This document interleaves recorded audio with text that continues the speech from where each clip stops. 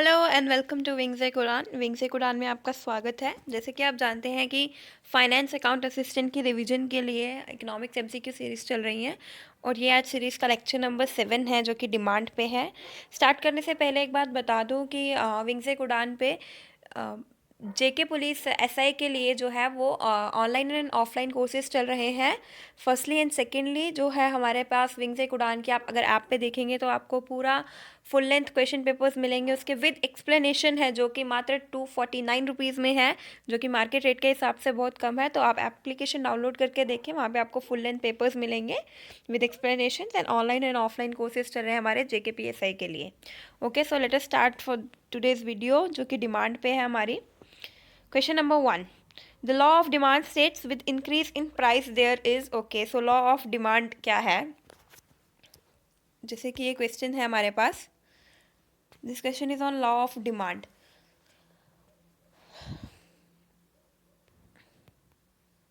Law of demand आसान भाषा में बोले, प्राइस इंक्रीज करेगा तो क्वांटिटी डिमांडेड जो है वो डिक्रीज करेगा. This is your law of demand. When price of any commodity increase, its demand respect to the price decrease. Okay, अब there are basic assumptions of law of demand जो कि हम economy में चलाते हैं. सबसे पहली एजम्पशन जो हमारी आती है दैट इज सेरिटस पेरिबस. हमें बस यही एजम्पशन याद रखनी है. Law of demand ceteris paribus means rest everything remains constant. हम इकोनॉमी में और कुछ चीज़ देख नहीं रहे हैं, हम सिर्फ एक कमोडिटी का प्राइस और उसका रिलेशन देख रहे हैं कि प्राइस के साथ क्या रिलेशन आता है. अगर उसका प्राइस इंक्रीज होता है तो उसका डिमांड जो है वो डिक्रीज होता है. This is your law of demand. So the law of demand states with increase in price there is increase demand, decrease demand, increase in quantity demanded and decrease in quantity demanded. So it is decrease in quantity demanded. Why not decreased demand and why decrease in quantity demanded? क्योंकि दोनों में ही decrease हो रहा है. देखो, demand represents the overall demand in economy. जो भी overall demand कर रहा है consumer या जो भी overall supply हो रही है, that is a demand. But जब हम quantity demanded या quantity supplied लगा देते हैं QD और QS, that is demand or supply of that particular quantity with respect to the change in price of that particular quantity. So उस particular quantity के बारे में जब बात हो रही है तो that is quantity demanded. तो अगर price increase हो रहा है किसी एक particular quantity का तो there will be increase in quantity demanded. Okay. Question number 2. The following would cause a change in quantity demanded for a product. क्या change होगा, किन चेंजेस से क्वांटिटी डिमांडेड ऑफ प्रोडक्ट में चेंज आएगा? Price changing in price of related product, changing in consumer taste, changing in consumer income, decreasing price of a product. Okay, the question is the following would cause change in quantity demand for a product. You can say change, और यहाँ पे वैसे change की जगह पे यहाँ पे होगा शिफ्ट इन क्वांटिटी डिमांड. सो जो हमारे पास चेंजेस होते हैं क्वांटिटी डिमांड में, या जो हमारा पास डिमांड जब चेंज करती है तो यहाँ पे हमारे पास दो टाइप के चेंजेस आते हैं. हमारे पास दो टाइप के मूवमेंट्स आते हैं. First is your movement along demand curve, and second is your shifts. Okay, this movements and shifts पढ़ने से पहले तो लॉ ऑफ डिमांड हमने पढ़ा कि अगर प्राइस इंक्रीज करता है तो जो है उस पर्टिकुलर गुड का प्राइस अगर इंक्रीज करा है तो पर्टिकुलर गुड का जो है वो डिमांड डिक्रीज करेगा. ये हमने लॉ ऑफ डिमांड में पढ़ा. ओके, ना डिमांड कर्व ग्राफिकली कैसा होता है? So this is your demand curve graphically. X axis represents your quantity demanded, you can से quantity demanded, and y-axis represents your price. Okay, and this is your a downward sloping curve is the demand curve. अगर आपका price P1 है तो इस पे जो quantity आप demand कर रहे हो दैट वुड बी X1. अगर आपका प्राइस डिक्रीज हुआ, P2 हुआ, जितना प्राइस आपका, अगर आप देख रहे हो कि प्राइस डिक्रीज हुआ तो प्राइस डिक्रीज होने से आपका क्वांटिटी जो है वो X2 हो जाएगा. मतलब यहाँ पे आपका क्वांटिटी जो है वो इंक्रीज हो रहा है. So it represents a negative relation.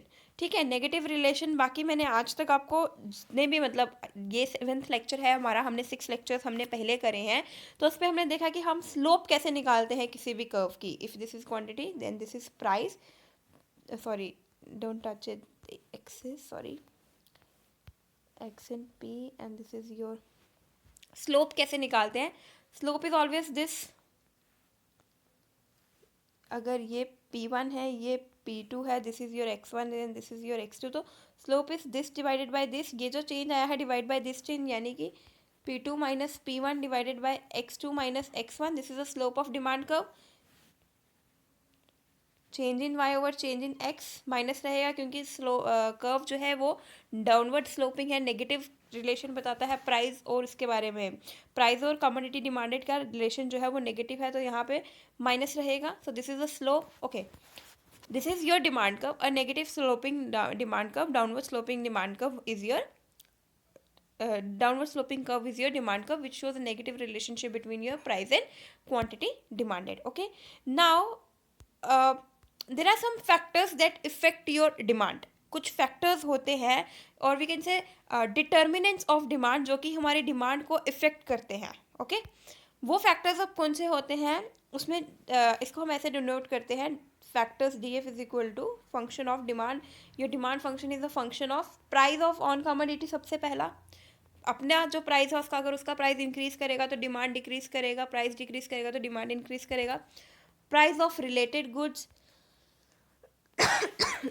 Sorry, related goods का क्या प्राइस है. देन योर कंज्यूमर का इनकम क्या है, जो कि हम वाई से रिप्रेजेंट करते हैं. कंज्यूमर का इनकम क्या है. देन कंज्यूमर के टेस्ट एंड प्रेफरेंस क्या है.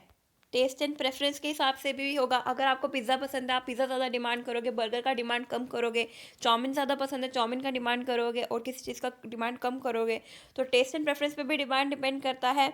Then demand is also dependent on the future expectation. अगर आपको एक्सपेक्टेशन है, कभी देखा है कि बोलते हैं कि हम मैक्सिमम मिडिल क्लास फैमिलीज में क्या होता है, स्टॉक कर लो.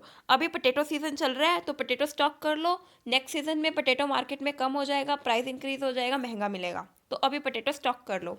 Then this is your expectation. Then expectation in gold market. Gold तो बिकता ही फ्यूचर्स में है. Just because we have that expectation कि आने वाले 5 साल में गोल्ड जो है वो महंगा हो जाएगा, because of future expectations we are demanding it right now. Okay, so this is your expectation. So there is price of related good, your income, your taste and preference, and your expectation, and then also the some durability of goods, वो कितना durable है. So these are some demand functions that determine your demand.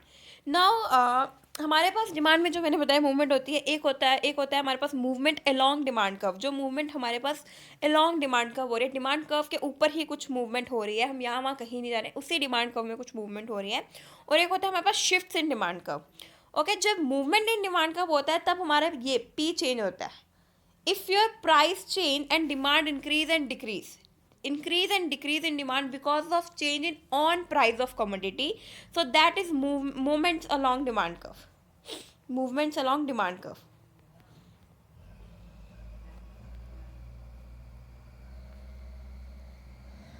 Okay, अगर on price of commodity change हो रहा है, on price of commodity change होने से demand change हो रहा है उस कमोडिटी का, that is your movement along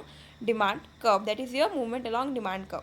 but now your price is constant, or we having that assumption that price is constant. Price change नहीं हो रहा है और ये सब चीज़ें चेंज हो रही है. Price of related good change हो रहा है, इनकम चेंज हो रहा है, टेस्ट एंड प्रेफरेंस चेंज हो रहा है, कंज्यूमर एक्सपेक्टेशंस चेंज हो रही हैं. इस वजह से अगर आपकी डिमांड इंक्रीज या डिक्रीज हो रही है तो there is a shift in demand curve. There will be a shift in demand curve. Okay, so now let us see what will the following cause shift. ये जो change है, this is your shift. Okay, what will this cause shift in your quantity demanded. Changing in price of related goods. सबसे पहले ही हमारे पास जो है एक option आया है, change in price of related good. अब रिलेटेड गुड कौन से होते हैं और रिलेटेड गुड के प्राइस में चेंज होने से क्या होता है. मैंने आपको पहले ही बता दिया कि only price of on commodity अगर चेंज होता है तो मूवमेंट होती है. ओके, अगर only price of on commodity change होता है तो मूवमेंट होती है. अगर there is a price changing in price of related good means there is a shift, so this will cause a shift in demand curve. Changing in consumer taste will cause shift in demand curve. Changing in consumer income will cause shift in demand curve. Decreasing price of product, decreasing on price of product or decreasing price of product अगर होगा तो this will not lead to shift, this will lead to movement along demand curve. Now let us see कि इन सब का demand curve पे diagrammatically क्या effect पड़ता है. हम अभी डायग्राम से समझते हैं. I hope my diagrams are clear enough to make you guys understand. So first of all first thing is changing price of related good. Related good कौन से गुड होते हैं? Let us see. Related good हमारे पास दो तरह के होते हैं. First is your substitute good, second is your complementary goods, complement goods. If I'm not wrong, this is complementary goods. Okay, now what are the substitute goods and what are the complementary goods? First of all, सबसे पहले लेते हैं substitute goods. Substitute goods are those goods which can be substitute for one another, or we can say that कि वो हम एक दूसरे की जगह पे इस्तेमाल कर सकते हैं. अगर हमें एक नहीं मिलेगा तो हम दूसरे से काम चला लेंगे. That our purpose can be fulfilled with the other good, like you can say tea and coffee. Tea and coffee, best example of your substitute goods. Next, pen and pencil, or you can say black pen and blue pen. Okay, means आपको लिखना ही है. That doesn't matter आप pen से लिखते हैं कि आप pencil से लिखते हैं. दैट डजेंट मैटर आप ब्लू पेन से लिखते हैं कि आप ब्लैक पेन से लिखते हैं. आपको कुछ कैफीन चाहिए बॉडी के अंदर. You need to get up and study. You need to get to on your study table. You need some caffeine in your body to get activated. So इधर you will need tea और इधर you need coffee. It doesn't make you different कि आप tea consume करो या आप coffee consume करो. Okay, ऐसे केसेस में क्या होगा? मान लो this is a demand curve for T. This is a quantity for tea and this is the price of tea. Okay, I'm having this demand curve, downward sloping demand curve. This here is the price of tea. I say it as PT, and this is the XT. Here is the demand for here I'm having demand for QT. Sorry, QT is the demand for tea here. Now what happened is that changing in price of related good. मान लो substitute good का price increase हो गया. Okay, मेरा ये जो coffee का price है that doesn't decrease. Coffee के प्राइस सॉरी मैं टी का ये ग्राफ बना रही हूँ. टी का प्राइस का कुछ फर्क नहीं पड़ा. टी का प्राइस नहीं चेंज हुआ. पर मान लो सब्सटीट्यूट गुड का प्राइस इंक्रीज हो गया. टी का सब्सटीट्यूट क्या है? कॉफ़ी. कॉफ़ी का प्राइस जो है इंक्रीज हो गया. अब कॉफ़ी के प्राइस इंक्रीज होने से क्या होगा? लॉ ऑफ डिमांड लगाओ. कॉफ़ी का प्राइस इंक्रीज हुआ है मतलब कॉफ़ी की डिमांड डिक्रीज हो गई. अगर कॉफ़ी की डिमांड डिक्रीज हुई है तो लोग कुछ तो डिमांड कर रहे हैं ना. मान लो टी 10 रुपये का पैकेट है, कॉफ़ी जो है वो 12 रुपये का हो गया. कॉफ़ी 2 रुपये महंगा हो गया. और अगर कॉफ़ी 2 रुपये महंगा हो गया, लॉ ऑफ डिमांड को अगर हम लगाते हैं, कॉफ़ी का प्राइस इंक्रीज होने से कॉफ़ी का डिमांड डिक्रीज हो गया. बट अब जो कॉफ़ी इनटेक्स हैं जिनको कैफीन चाहिए लिक्विड फॉर्म में, जो कॉफ़ी से कैफीन लेते हैं थोड़ा बहुत, वो किस पे शिफ्ट कर जाएंगे? टी पे शिफ्ट कर जाएंगे. और अगर वो टी पे शिफ्ट करते हैं तो टी पे शिफ्ट करेगा तो टी का डिमांड इंक्रीज हो जाएगा. टी का डिमांड इंक्रीज हो रहा है पर टी का प्राइस इंक्रीज नहीं हो रहा है. टी का प्राइस इंक्रीज नहीं हो रहा है, टी का डिमांड इंक्रीज हो रहा है. तो वी आर हैविंग दैट कि सेम प्राइस पे डिमांड इंक्रीज हो रहा है. यहाँ पे जो क्वांटिटी ऑफ टी थी, ये क्वांटिटी ऑफ T1 हो गई. अब टी यहाँ पे डिमांड हो रही है. QT2 पे अब हमारी टी की डिमांड हो रही है, तो ये यहाँ पे आ गया. अब यहाँ पे हमारा बनेगा नया demand curve. So this is a shift. Price T का वही रहा क्योंकि रिलेटेड प्रोडक्ट के प्राइस में चेंज हुआ है, इसीलिए हमारा जो डिमांड ऑफ टी है वो इंक्रीज हुआ क्योंकि हमारा कॉफ़ी का प्राइस इंक्रीज हुआ है. Okay, so this is a changing in price of related good in case of substitute. अब रिलेटेड गुड्स मैंने बताया आपको दो टाइप के होते हैं. One is your substitute and other one is your complementary. अब कॉम्प्लीमेंट गुड्स में क्या होता है?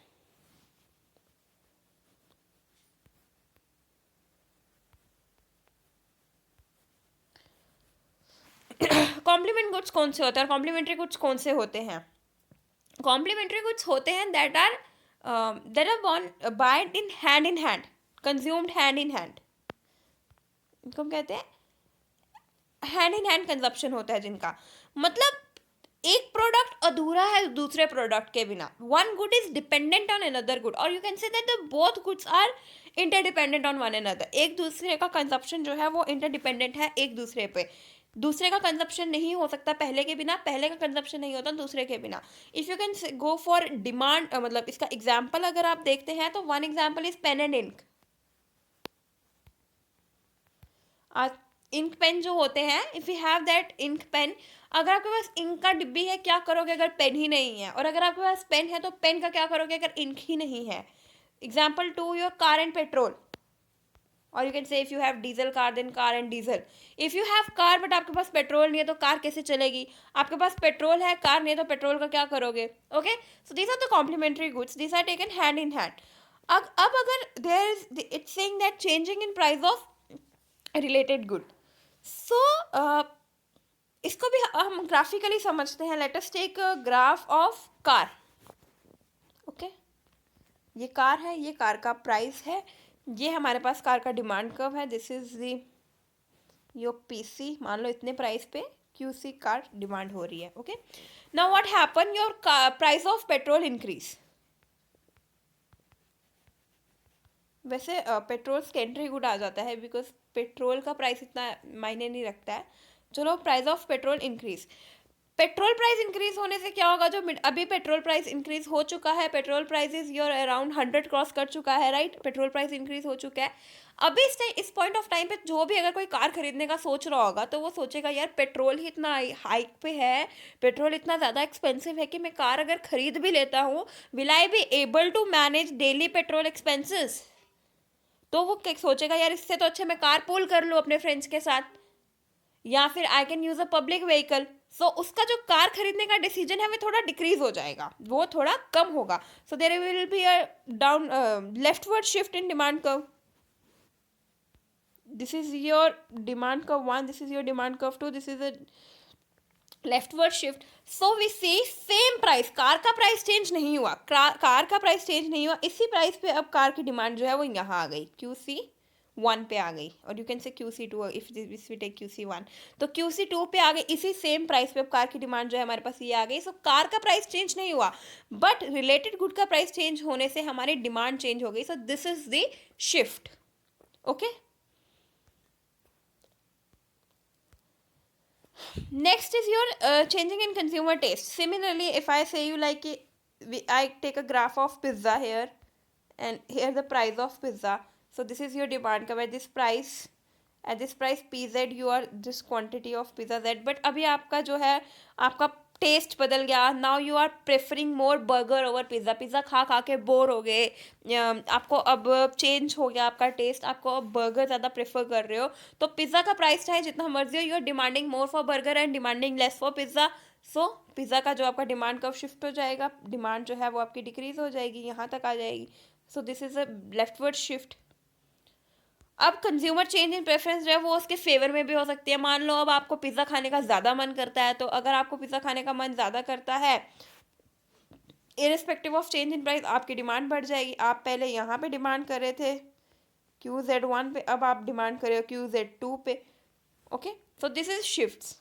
इंक्रीजिंग कंज्यूमर इनकम, या this is also one of the important thing कि अगर आपकी इंक्रीज इन कंज्यूमर इनकम हो रहा है, now income is increasing, like whatever good you take on the x axis, कुछ भी ले लो x axis पे, क्लोथ्स ले लो, चलो क्लोथ्स ले लेते हैं हम, और this is the price of clothes. No doubt clothes का प्राइस जो है वो कांस्टेंट है, प्राइस को हम चेंज नहीं करें, प्राइस उतना ही है. बट आप पहले 12,000 कमा रहे थे. ऐसा होता है ना कि that we have our wish list, सबकी होगी, मिंत्रा पे, अमेजन पे, सबने अपने अपने विश लिस्ट में कुछ प्रोडक्ट्स डाल रखे होंगे that I will buy this some time, जब मेरे पास पैसे आएंगे, when I will have money, तो मैं ये रेड टेप के शूज़ खरीदूंगा, या रेड टेप के शूज़ खरीदूंगी, या I will buy Timex watch और टाइटन वॉच. तो उसका प्राइस थोड़ी ना चेंज हुआ, वो कल भी 3,000 की घड़ी थी, आज भी 3,000 की घड़ी है. बट द थिंग इज आज मेरे पास 3,000 है, at this point of time I am having income. So if your income is increasing, your demand will increase. Your demand will increase to rightward, right? But if your income is decreasing, your demand will decrease. Your demand will decrease to leftward, irrespective of price. Price will be same. There is no change in price. मैंने बताया कि आपके wish list में there is a watch. Myntra की, Amazon की wish list में एक watch है पहले से, ठीक है, उसका आप प्राइस कंसीडर कर ही नहीं रहे हो, आप अपनी इनकम कंसीडर कर रहे हो कि भाई जब मेरे पे पैसे होंगे तो मैं खरीदूंगी. You are not considering the price. Okay, next is decreasing in price. So these are the movement. जब there is a decrease in on price of product, या फिर उसका अपना प्राइस जब डिक्रीज या इंक्रीज हो रहा है, so there in there movement in demand curve. और मूवमेंट कितनी टाइप की होती है हमने देखा, शिफ्ट कैसे होते हैं, देयर इज अ ये तीनों options that will lead to shift in demand curve, यानी कि गुड का अपना प्राइस नहीं चेंज हो रहा है, ठीक है। यहाँ पे अब इसकी क्वांटिटी देखो, इस प्राइस पे क्वांटिटी ज़ीरो हो गई, इस प्राइस पे इसकी क्वांटिटी ये है, इस प्राइस पे इसकी क्वांटिटी डिमांड बढ़ गई। सो प्राइस जो है वो कांस्टेंट है, ऑन प्राइस चेंज नहीं हो रहा है, बट अदर थिंग्स चेंज होने से, जो अदर डिटर्मिनेंट्स ऑफ डिमांड मैंने आपको बताया, वो चेंज होने से अगर इंक्रीज या डिक्रीज हो रहा है तो that is shift in demand का, उसको हम कहते हैं राइटवर्ड शिफ्ट और लेफ्टवर्ड शिफ्ट। राइटवर्ड शिफ्ट है तो डिमांड इंक्रीज हो रही है, लेफ्टवर्ड शिफ्ट है तो डिमांड डिक्रीज हो रही है। सो नेक्स्ट जो है मूवमेंट, दैट इज डिक्रीज और इंक्रीज इन ऑन प्राइस। तो मूवमेंट इन डिमांड कब कितने टाइप के होते हैं? मूवमेंट इन डिमांड कब दो तरह की होती है, one is your extraction, another one is your contraction। ये जब मैंने हमने मॉनेटरी पॉलिसी पढ़ी थी, वैसे तो कोई रिलेशन बनता नहीं है माइक्रो का माइक्रो के साथ, बट उसमें भी हमने पढ़ा था ना expansionary monetary policy and contractionary monetary policies, expansionary fiscal और कॉन्ट्रैक्शनरी, मतलब जब हमें कोई चीज़ एक्सपैंड करनी है तो दैट इज़ योर एक्सट्रैक्शन, और जब कोई चीज़ कम हो रही है that is your contraction. Means अगर डिमांड इंक्रीज हो रही है तो देयर इज एक्सट्रैक्शन, अगर डिमांड डिक्रीज हो रही है तो there is contraction. Okay, so movement along demand curve, ये decrease in price increase in, मैंने आपको बताया that is this is movement along demand curve. And movement along demand curve कब होती है? जब देयर इज इंक्रीज और decrease in on price of commodity. And हमने दो मूवमेंट पढ़ी, extraction, extension and contraction. Okay, that is not extraction, sorry for that is extension and contraction. What are the movements? Extension and contraction.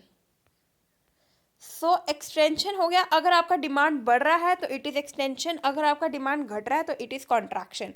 Now law of demand की picture दिमाग में लाओ। Law of demand में demand कब बढ़ती है? Demand तब बढ़ती है जब प्राइस डिक्रीज होता है। प्राइस डिक्रीज होता है तो डिमांड बढ़ती है, राइट। सो एक्सटेंशन कब होता है? When there is increase in price, sorry decrease in price. और कॉन्ट्रैक्शन कब होता है? When there is increase in price. Okay, now you will ask कि मूवमेंट होती कैसे है, मूवमेंट कैसे होती है डिमांड कर्व में, let us see. This is commodity X, this is price of X. Okay, so we are saying that कि हमें देखने की कॉन्ट्रैक्शन एंड एक्सटेंशन कैसे होता है। तो हम एक ही डिमांड कर्व पे देख लेते हैं, because this is a movement along demand curve. So this is the price, we say let us take this as P1 and this as P2। अभी क्या हो, sorry this is X1। P1 price पे कितना demand है हमारा? That is X1। At price P1 what is the demand? X1। Okay, अभी है कि we see need to see कि एक्सटेंशन हुआ है डिमांड में। How to see extension in demand? Extension in demand मतलब डिमांड जो है वो इंक्रीज हुई है। अगर डिमांड इंक्रीज हुई है तो मतलब क्या हुआ होगा? On price of commodity decrease हुआ होगा, because it's a movement in along demand curve, and movement along demand curve happens when there is change in on price of commodity. So अगर एक्स की डिमांड इंक्रीज हुई है तो मतलब x का price decrease हुआ है। लेटेस्ट हमने प्राइस P1 से कर देते हैं हम P2। P2 प्राइस पे क्या डिमांड आती है? X2। So this was your point A and this was your point B. So movement from point A to B is extension of demand curve. जो A से B से हमारी movement हुई है, A point से B point पे जो हम आए हैं, this is your extension of demand curve. This is extension of demand curve.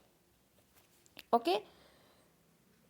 And now मान लो प्राइस P2 और X2 जो था वो पहले से इकोनॉमी में गिवन था, अभी जो है वो प्राइस इंक्रीज हो गया, P1 हो गया, और डिमांड जो है वो डिक्रीज हो गई, X1 हो गई।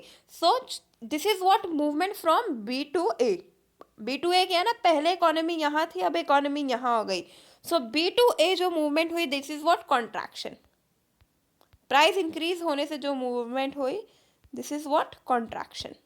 Okay, so coming back to the question, actually इस question में I explained you many things। Law of demand पहले, then लॉ ऑफ डिमांड में शिफ्ट्स कैसे होते हैं, then मूवमेंट्स कैसे होती हैं। so back to the question, the following would cause a change in quantity demanded of a product, this is shift actually। चलो change भी is okay but it's shift. That is changing price of related good will lead to shift, changing consumer taste will lead to shift, increasing consumer income will lead to change, but decreasing price of product will lead to movement. So this is the right answer. Okay.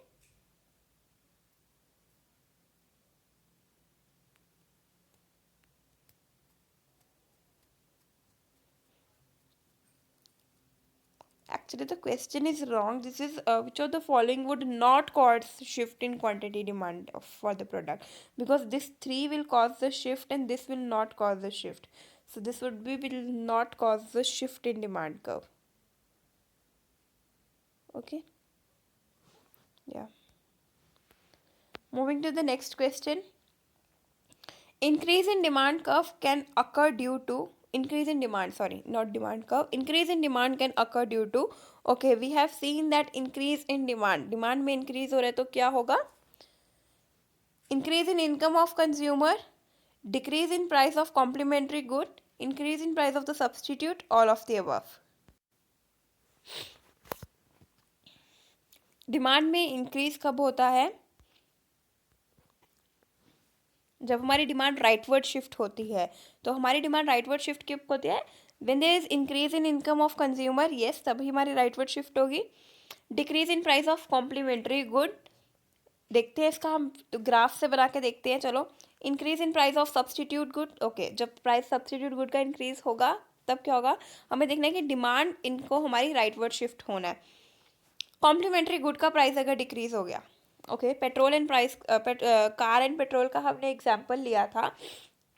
Okay, उसमें हमने देखा था कि अगर हमारे petrol का price increase हो रहा है तो कार की डिमांड डिक्रीज हो रही है. अब यहाँ पे बोलता है कि decrease in price of complementary good. तो लेट अस से कि पेट्रोल का प्राइस डिक्रीज हो रहा है. पेट्रोल मान लो 30 रुपये लीटर हो गया, 30 रुपीज़ लीटर पेट्रोल है इस टाइम पे. तो जो कार खरीदने वाला होगा, जिसने मे बी 6 महीने बाद कार खरीदनी होगी, वो भी आज खरीद लेगा कि यार पेट्रोल तो इस टाइम पे कम प्राइस पे है, पेट्रोल सस्ता मिल रहा है, तो हम कार खरीद लेते हैं, जो भी थोड़ा टाइम चलाना है अपन चला लेगा. ठीक है. सो अगर पेट्रोल का प्राइस डिक्रीज हो रहा है, means if your complementary good price is decreasing, then demand जो है वो इंक्रीज करेगी. सो ऑप्शन बी जो है वो राइट आंसर है. ऑप्शन ए भी राइट आंसर है. ऑप्शन सी जो है increase in price of the substitute. Let us see. तो अगर आपका सब्सटीट्यूट का प्राइस इंक्रीज हो रहा है, हमने देखा अगर हमारा कॉफ़ी का प्राइस इंक्रीज हो रहा है तो कॉफ़ी के प्राइस इंक्रीज होने से क्या हो रहा है? टी की डिमांड इंक्रीज हो रही है, क्योंकि लॉ ऑफ डिमांड जब लगेगा तो कॉफ़ी का प्राइस इंक्रीज हो रहा है, मतलब कॉफ़ी की डिमांड तो डिक्रीज हो रही है, तो टी की डिमांड जो है वो इंक्रीज होगी टी के सेम प्राइस पे. So this three will all lead to increase in demand. So answer is your D part, all of the above. Okay. Moving up to question number 4. Movement along demand curve illustrates. Okay, movement along demand curve क्या होता है? हमने पढ़ा movement along demand curve के बारे में, पढ़ा extension and contraction. Change in on price commodity हो तो there is a movement along demand curve. तो शिफ्ट होता है, शिफ्ट तो नहीं होता है. शिफ्ट हमारा तब होता है जब ऑन प्राइस ऑफ कमोडिटी को छोड़ के बाकी डिटर्मिनेंट्स चेंज होते हैं तो शिफ्ट होता है. कॉम्प्लीमेंट इफेक्ट नहीं होता है. Complement is your cross price effect जो है, that is your complement and substitute effect. Then income effect, income effect भी नहीं होता. इनकम इफेक्ट इज जब इनकम के चेंज होने से आपकी डिमांड चेंज हो रही है, तो that is your income effect. तो that is change in quantity demanded. जो पर्टिकुलर क्वांटिटी डिमांड हो रही है पर्टिकुलर प्राइस पे, ओके, दिस मूवमेंट्स, ये पर्टिकुलर प्राइस चेंज होने से जो पर्टिकुलर क्वांटिटी चेंज हो रही है, that is your change in quantity demanded. Okay. Question number 5. Increasing in demand is shown by demand curve when increase in demand. It is not increase in quantity demanded. It is increase in demand. अगर quantity demand होगा तो that is means particularly price के change होने से change हो रहा है. So quantity demanded means movement and increase in demand. There is increase in demand. Increase in demand किससे show होता है हमारे पास? Movement along demand curve. Movement along demand curve, no, movement along demand curve is when, अगर यहाँ पे होता ना इंक्रीज इन क्वांटिटी डिमांडेड, अगर यहाँ पे क्वांटिटी आगे मेंशन होता तो answer would be your movement along demand curve. Okay, so it is not a movement along demand curve. Movement along curve there is no change, there will be change. The curve shifts to the left, the curve shifts to the right. So there is increase in demand. Graphically अगर हम देखें, so this is your demand curve and this is your x1 आ रहा है, right? तो अभी हमारा price तो चलो सेम है क्योंकि इट्स अ शिफ्ट. तो it will be rightward shift और लेफ्टवर्ड शिफ्ट, क्योंकि डिमांड जो है वो इंक्रीज हो रही है, तो डिमांड आपको समवेयर हेयर, डिमांड समवेयर है x2, so it's your rightward shift, ये राइट साइड को गया है, right, so the curve shift to the right. Moving up to the next question, the demand curve is always level, irregular, upward sloping or downward sloping. So your demand curve is downward sloping curve. Represents negative relation between price and demand, quantity demanded, you can say. Okay. See. Represents a negative relation. Price increase करेगा तो quantity demand decrease करेगा, price decrease करेगा तो quantity demand increase करेगा. Question number 7, goods for which demand goes down when income goes up are called. Okay, हमने price of related good तो मैंने आपको एक्सप्लेन किया उस MCQ में कि प्राइस ऑफ रिलेटेड गुड में हमारे पास दो टाइप के आ जाते हैं, सब्सटीट्यूट एंड कॉम्प्लीमेंट्री इफेक्ट्स. क्या हो गया ना, जो इनकम इफेक्ट होता है आपका, उसमें भी we see income effect. If we gonna see income effect में हमारे पास टू टाइप के गुड्स आते हैं. ओके, टू टाइप के गुड्स आते हैं. First is your normal goods, that is normally जो रहते हैं, हम जो नॉर्मली कंज्यूम कर रहे हैं, normal goods. Next is your inferior goods.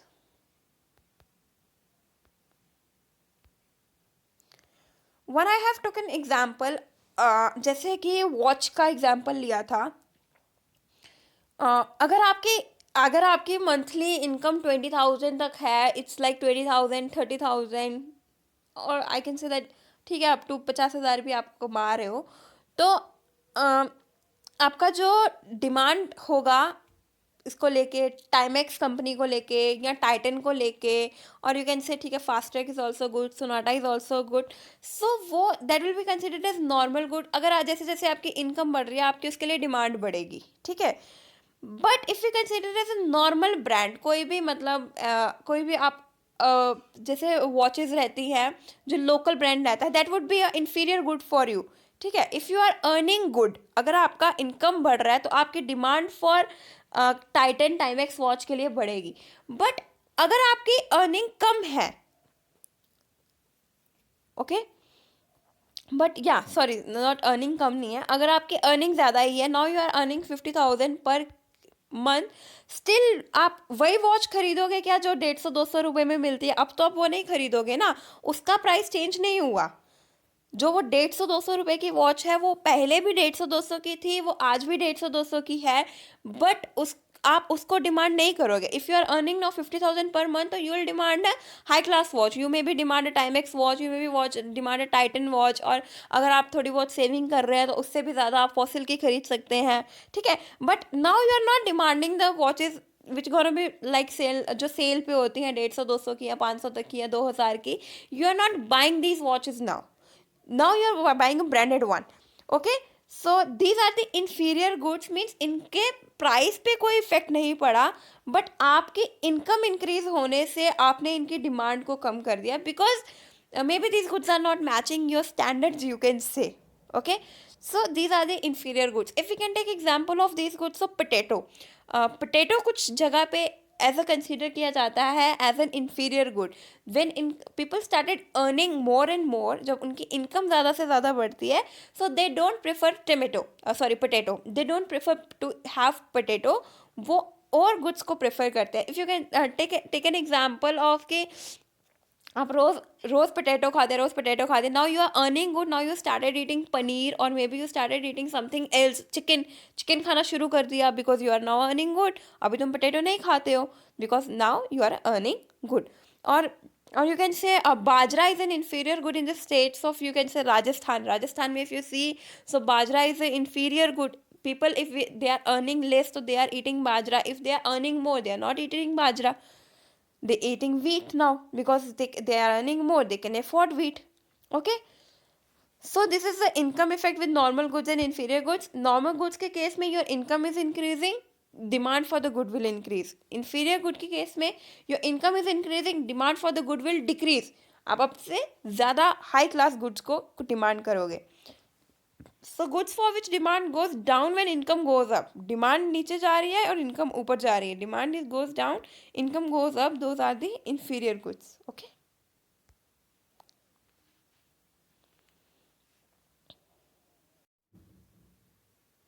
So it's question 8, expansionary movement along demand curve occurs when. So आप ऊपर भी समझाया था कि एक्सपेंशनरी जब वर्ड आए, सो एक्सपेंशनरी मीन्स आपकी डिमांड इंक्रीज हो रही है, right. Expansionary movement of along demand curve और एक्सटेंशन ऑफ डिमांड आपकी इंक्रीज हो रही है। तो लॉ ऑफ डिमांड की पिक्चर दिमाग में ले आओ। अगर आपकी डिमांड इंक्रीज हो रही है तो मतलब प्राइस क्या हो रहा है, डिक्रीज हो रहा है। Price of on commodity decrease हो रहा है, so own price of good decrease, option B is the right answer. Okay, question number 9. Question number 9 is contractionary movement along demand curve occurs when contractionary movement means demand decrease हो रही है, demand decrease हो रही है। तो law of price क्या बोल रहा है कि प्राइस ऑफ ऑन कमोडिटी क्या हो रहा है, इंक्रीज हो रहा है। So option A is the right answer. So these are the movement होती है contractionary movement, extensionary movement. Okay, so movement कब होती है, when own price of commodity change, own price of commodity change हो रहा है तो there is movement. And when own price of commodity is constant and other determinant change, जो बाकी determinant हमने ऊपर पढ़े हैं, इनकम ऑफ कंज्यूमर या प्राइस ऑफ रिलेटेड गुड्स या फिर योर टेस्ट एंड प्रेफरेंस, जब वो चेंज होते हैं तो there is a shift in demand, your rightward shift or downward shift. Okay, next is question 10. There is a shift in demand curve. So shift in demand curve कब होता है, when on price of commodity change, तो movement होता है. Okay, and determinants of demand changes, so there is a shift. So answer B is the right answer. What are the complementary goods? Complementary goods कौन से होते हैं, that are by hand in hand. Okay, that are demanded और by hand in hand, जिसका और आप कह सकते हो कि अगर आपने पेन खरीदा है तो बिना इंक के तो पेन चलेगा नहीं, और अगर आपने इंक खरीदी है तो बिना पेन के इंक किस काम की। So goods that are demanded hand in hand are the complementary goods. Demanded for one another, demanded in place of one another, or which is demanded hand in hand. So option A is right answer. Question 12. If price of a substitute good T increase, okay, T के price increase होने से क्या होगा, T के price increase होने से हमने देखा T का प्राइस इंक्रीज हुआ है, price of tea increase means लोग टी को कम लाइक करेंगे। अब बोलेंगे यार चाय, पता है कैसे बातें होंगी, फिर लोग विल टॉक लाइक दैट कि यार चाय तो बड़ी महंगी हो गई, पहले 10 रुपये कप मिलता था अब 20 रुपये कप मिल रहा है, तो मैंने तो कॉफ़ी ले ली, क्योंकि कॉफ़ी जो है वो 15 रुपये कप है, मेरे 5 रुपये यहाँ बच गए, right. So if price of tea increase तो demand for tea will decrease and demand for coffee will increase. जो उसका सब्सटीट्यूट गुड है टी का, उसका डिमांड इंक्रीज हो जाएगा। If price of substitute good tea increase and demand for substitute coffee decrease, demand for coffee didn't change, demand for coffee increase. So demand of coffee will increase if price of tea increase. Okay, you can take an example यार, student life में हमें caffeine चाहिए तो थोड़ा बहुत अगर पढ़ना है तो उठ के हमें होता है कि यार एक कप चाय हो जाए, बस फिर बैठते हैं पढ़ने को, ठीक है। So if you are out in library, आपका जो चाय वाला टपरी था वहाँ पे चाय पहले 10 रुपये की मिलती थी, अब चाय 20 रुपये की मिल रही है, एकदम 10 रुपये चाय महंगी हो गई और कॉफ़ी 15 रुपये की मिल रही है। So you eventually shift to coffee, कि मेरे रोज़ के 5 रुपये बच रहे हैं भाई, तो eventually you will shift to coffee. बल्कि कॉफ़ी के प्राइस में कोई चेंज नहीं है, कॉफ़ी पहले भी 15 की थी, आज भी 15 की है, but you will eventually shift to coffee because tea is expensive now. Okay, so question number 13 is, if the price of complimentary good car increase, then complementary good car का प्राइस इंक्रीज हो रहा है तो petrol की demand decrease हो जाएगी, क्योंकि लोग कार ही नहीं खरीदेंगे, तो कार नहीं खरीदेंगे तो पेट्रोल या डीजल किस में भरवाएंगे। Okay, so demand for the complementary good petrol decrease, demand for complementary good increase, remain constant, none of the above. So if the price of complementary good car is increasing, then demand for complementary good petrol decrease. Option A is the right answer. Coming to the next question, market demand curve. What is a market demand curve? It's a summation of individual demand curve, horizontal summation of individual demand curve, vertical summation of individual demand curve, none of the above. Okay, your individual demand curve, you know what is an individual demand curve? This is your individual demand curve. जो एक individual consumer demand कर रहा है P1 पे X1 commodity demand कर रहा है, this is the individual demand curve. Now what is a market demand curve? So market demand curve is summation of individual demand curve. जो भी इंडिविजुअल डिमांड कर्व्स है उनका समेशन होता है मार्केट डिमांड कर्व. ओके, अगर यहाँ पे ये दो ऑप्शन नहीं होते तो you will go with this option A, submission of individual demand curve, but it is given कि it is a horizontal submission और it is a vertical submission. ये दोनों यही एग्री कर रहे हैं कि सबमिशन तो है इंडिविजुअल डिमांड कर्व का, but it is a horizontal और वर्टिकल। सो ऑप्शन ए तो राइट नहीं हो सकता ना, it is a submission of demand curve, but now it is horizontal और vertical. So let us check out. Your market demand curve is horizontal summation of individual demand curve. This is जैसे कि screen थोड़ा छोटा पड़ेगा but I hope आपको समझ आए। These are the three individual demand curves, और चलो to, these are the two individual demand curves. This is QD, quantity demanded, जितना भी है, this is your price, and this is your market demand curve. इन दोनों को जो plus करके आएगा at price P1, this is the price P1, okay. यहाँ पे P1 सेम है, एक्चुअली ये सेम अलाइनमेंट में बने नहीं है, जिसकी वजह से मान लो कि ये प्लेन सेम है नीचे वाला। So at the price P1, these are the demand curves at the price P1, this consumer A, B, and this is your market demand curve. Consumer A is demanding 10 units at price P1 and consumer B is demanding 5 units, right? B is demanding 5, he is demanding 10. तो आपका जो market demand curve होगा, जो इन दोनों का submission होगा prices का, जो मार्केट में P1 ही है, P1 प्राइस पे इस पॉइंट पे, यहाँ पे मान लो P1 है, this will be at overall P1 पे कितना डिमांड हो रहा है, this would be 10 + 5 which is 15, okay. If this is price P2, price decrease करने पे इसका डिमांड हो गया 15, इसका डिमांड हो गया P2 प्राइस पे, इसका डिमांड हो गया your 10। So market demand curve P2 पे क्या होगा, this is 15 + 10 25, okay. So market demand curve is a horizontal summation of individual demand curves, okay, not vertical, or not only summation, it is a horizontal summation. If the question haven't specified na horizontal and vertical, so go with summation of individual demand curve, because it is a summation of individual demand curve, but it is a horizontal summation of individual demand curves, okay. Coming up to next question, change in determinant of demand curve leads to change in determinants of demand curve. We have read कि change in on price of commodity lead to movement, change in determinant leads to shift. So shift in demand curve. Why demand curve is downward sloping curve? हाँ, हमने पढ़ा law of demand, भाई price increase हो रहा है तो demand decrease हो रहा है, पर क्यों? Actually this is the basic human nature. हम भी कभी कभी अगर मार्केट में जा रहे हैं तो we consider first price. Price क्या है, प्राइस पल्ले पड़ेगा तो खरीदेंगे, प्राइस पल्ले नहीं पड़ेगा तो नहीं खरीदेंगे। अगर उसका प्राइस ज़्यादा हुआ हम नहीं खरीदेंगे, if it is worth four rupee then we'll buy it. So अगर इकोनॉमिकली देखा जाए तो what is the reason that demand curve is, why demand curve is sloping downward? What are the options?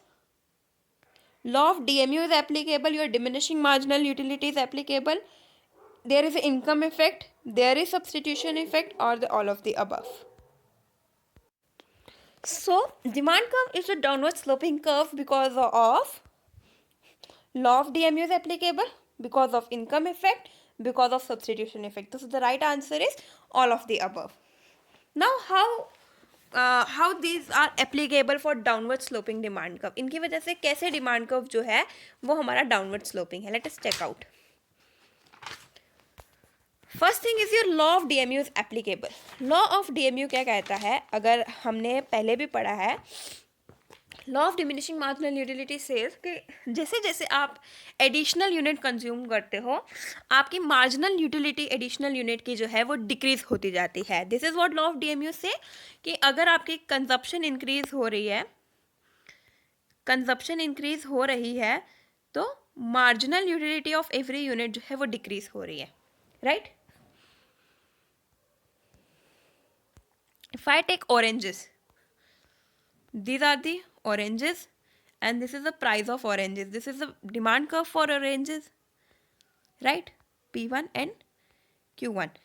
अभी 7 ऑरेंजेस मेरे को कितनी utility provide कर, अगर मैं सॉरी नॉट 7, हमारा जो पहले हाइपोथेटिकल एग्जाम्पल जो हमने लिया था वो क्या था, 1 ऑरेंज कितनी यूटिलिटी प्रोवाइड कर रहा है, 7 यूटिल्स का। जब मैं सेकेंड ऑरेंज कंज्यूम करती हूँ तो 5 यूटिल्स की यूटिलिटी मिलती है। If I am getting this 5 utils utility, मतलब मेरी यूटिलिटी यहाँ डिक्रीज हो रही है और मुझे इतनी ज़्यादा यूटिलिटी नहीं मिल रही है, सो मेरे को मन होगा कि यार मैं, अगर मेरे को यूटिलिटी भी कम मिल रही है तो मैं इसके कम पैसे पे करूँ, मैं क्यों इसके ज़्यादा पैसे पे करूँ। थर्ड ऑरेंज ले रही हूँ तो यूटिलिटी मिल रही है 2 यूनिट्स की, यूटिलिटी और कम हो गई। अब अगर यूटिलिटी और कम हो गई तो और मन में आएगा कि यार यूटिलिटी तो इतनी है नहीं है, तो इतने पैसे क्यों पे करूं, इतना सेटिस्फेक्शन तो मुझे दे नहीं रहा, तो वाई शुड आई पे मच मोर, इतना ज़्यादा क्यों पे करूं। फोर्थ यूनिट कंज्यूम करूंगी तो यूटिलिटी तो एकदम जीरो हो जाएगी, और जीरो यूटिलिटी के लिए क्यों पैसा पे करूं ज़्यादा। So because of law of diminishing marginal utility is applicable, her extra unit के लिए हमारा मन होता है कि मैं पैसा कम पे करूं, बिकॉज मुझे हर एडिशनल यूनिट से जो है यूटिलिटी जो है वो कम मिल रही है। So this is also one of the reason कि आपका डिमांड कर्व जो है वो डाउनवर्ड स्लोपिंग है। Okay, next is your income effect. Income effect is not that कि आपकी इनकम इंक्रीज हुई तो this income effect doesn't talk about कि आपकी नॉमिनल इनकम इंक्रीज हुई, this talk about your real income. आपकी जब रियल इनकम इंक्रीज हुई, real income means price of the commodity decrease हो गया। मान लो आपको चॉकलेट बहुत पसंद है, जैसे कि I like Amul chocolates, okay, Amul dark chocolate बहुत पसंद है, पहले 100 का, अभी भी खैर 100 का ही मिलता है, तो मान लो कि 100 का मिलता था, अब इट इज़ ऑफ ₹80। अब ये 80 का मिलता है, मैं 100 रुपये लेके अमूल के पास गई हूँ, जैसे मेरे पास पास्ट एक्सपीरियंस के हिसाब से 100 रुपये का मिलता था एक चॉकलेट, अभी वो मेरे को मिला 80 का एक, मेरे को 20 रुपये बच गए, 20 rupees, I am left with 20 rupees. उस 20 रुपीज़ का I bought a Cornetto ice cream खरीद लिया। ओके, सो यहाँ पे मेरा रियल इनकम बचा, पहले 100 का एक चॉकलेट मिलता था, बट अब 80 का एक चॉकलेट मिला, और उस 80 के एक चॉकलेट से मिलने से मेरा 20 रुपीज़ बचा, और वो जो 20 रुपीज़ बचा उसका I demanded another product that is Cornetto. No doubt Cornetto का प्राइस वही है, वो पहले भी 20 की मिलती थी, आज भी 20 की मिली है, बट पहले मेरे पास 20 रुपये बचते नहीं थे क्योंकि चॉकलेट 100 रुपये की थी। अभी चॉकलेट 80 की है, चॉकलेट जब 80 की आई तो 20 रुपये बचे, तो 20 का मैंने कॉर्नेटो ले लिया। तो this is your income effect, this is the real income that I got from, okay, this is your income effect because of decrease in price decrease हुआ, रियल इनकम, मेरे पास इनकम बचा, and I got another product, I demanded another product. Okay, next is your substitution effect. Substitution effect, so substitution effect occurs when other product is relatively cheaper. दूसरा product आपको relatively cheaper मिल रहा है, like हमने tea and coffee का example लिया, so if the price of tea increase तो demand for coffee increase, क्योंकि coffee जो है वो रिलेटिवली चीपर प्रोडक्ट है, so the cheaper product have more demand. Okay, the product that is becomes cheaper, relatively cheaper, have more demand. So the अगर हम देखा जाए तो कॉफ़ी का price in comparison to tea कम है, coffee price is less in comparison to, that is why there is expansion in demand of coffee. So all of the above is right answer, because law of DMU is applicable because of the income effect, because of the substitution effect, the demand curve is downward sloping. और अगर और reasons देखें हम, क्योंकि यहाँ पे option 4 है, there are many more reasons like size of consumer group also affects to the law of demand curve to the sloping downward, and then different uses of a good, that we know that the scar products have different uses, there is different uses of product, that's why also demand curve slopes downward. Okay, moving to next question. What are the exceptions of law of demand in which demand curve is upward sloping? Okay, हमारा demand कुछ, देखो हर चीज़ के कुछ exceptions होती हैं, हम कोई भी चीज़ करते हैं कुछ एजम्पशंस लेके करते हैं, और जब हमारी वो एजम्पशंस नहीं फुलफिल होती है, so that becomes an exceptional case. So there is some exceptions जिसमें हमारा demand curve is like supply curve, you can say upward sloping curve, means this is your QD and this is your price and this is that, if price is P1, demand is X1, now price is increased and demand is increased more, X2. सो किन cases में होता है, article of distinction में होता है, given goods में होता है, व्हेन कंज्यूमर जज quality of a product bye its price में होता है, सो all of the above answer. Article of distinction में आते हैं आपके, यू कैन से luxury goods, your precious diamonds, your gold jewelry, precious diamonds, then your luxury goods, whatever you have, your that BMW cars. BMW वैसे कहाँ luxury में आता है? तो luxury cars, you have Lamborghini. Okay, this comes in the article of distinction, and article of distinction किसने दिया है? Professor Veblen ने, given by professor Veblen. Okay, these are the article of distinction that have positive relation with income. देखो, इनका demand है इसीलिए होता है because they are luxury. Diamond महंगा है इसीलिए वो डिमांड होता है, अगर वो महंगा ना हो तो उसका डिमांड नहीं होगा. Next is your Giffen goods. We also known this as called as Giffen paradox. Okay, so what are the Giffen goods? So, giffen goods are the goods which are highly inferior goods, that they have a negative income effect. Very high negative income effect रहता है इसमें, and they are highly inferior good. अगर इनका price decrease हो रहा है तो customer इसको डिमांड करना ही छोड़ देगा, वो इंफीरियर गुड पे शिफ्ट कर जाएगा. Okay, so these are the Giffen good. They are also known as Giffen paradox. And when consumer जज quality of a commodity by its price, जब हम किसी भी कमोडिटी को उसके प्राइस से जज करते हैं कि यार अगर इसका प्राइस ज़्यादा तो ये अच्छा ही होगा, इसका प्राइस इतना ज़्यादा तो ये अच्छा ही होगा. So with judging quality by the price, so all of the above are the cases जहाँ पे हमारा डिमांड कर्व जो है वो अपवर्ड स्लोपिंग बनता है. Okay, last question of this MCQ. How are two goods apple and oranges related? When as a result of a rise in price of apples, demand for oranges increase. Apple and orange कैसे relate है? जब Apple का price increase हुआ और demand for orange increase हुई है, price Apple का increase हुआ और डिमांड ऑरेंज की इंक्रीज हुई. So these are the substitute goods. देखो, और एप्पल का प्राइस इंक्रीज हुआ मतलब एप्पल की डिमांड डिक्रीज हो गई, अब लोग एप्पल नहीं खा रहे हैं और एप्पल की जगह पे लोग क्या खा रहे हैं? ऑरेंज खा रहे हैं. So these are the substitute give. We substituted orange in place of apples because of high price of apples. So these are the substitute goods. Okay, so these were 18 MCQs on demand analysis. In case कुछ हो अगर जो दिमाग मतलब समझ नहीं आया हो तो प्लीज़ कमेंट डाउन. कमेंट्स आपके रिकॉग्नाइजेशन में लिए जाते हैं. नेक्स्ट वीडियोस पे आपके कमेंट्स पे फोकस रखेंगे और नेक्स्ट वीडियोस और आएंगे और क्वेश्चंस आएंगे हमारे पास डिमांड एनालिसिस पे, जिसपे हम प्राइस इलास्टिसिटी ऑफ डिमांड को डिस्कस करेंगे. अभी हमने शिफ्ट्स कर लिए हैं, मूवमेंट्स पे क्वेश्चंस कर लिए हैं. अभी जो नेक्स्ट MCQs होंगे that will be on your price elasticity of demand. What is price elasticity and how price elasticity is calculated with different methods. Okay, so stay tuned with Wings Ek Udan. Thank you.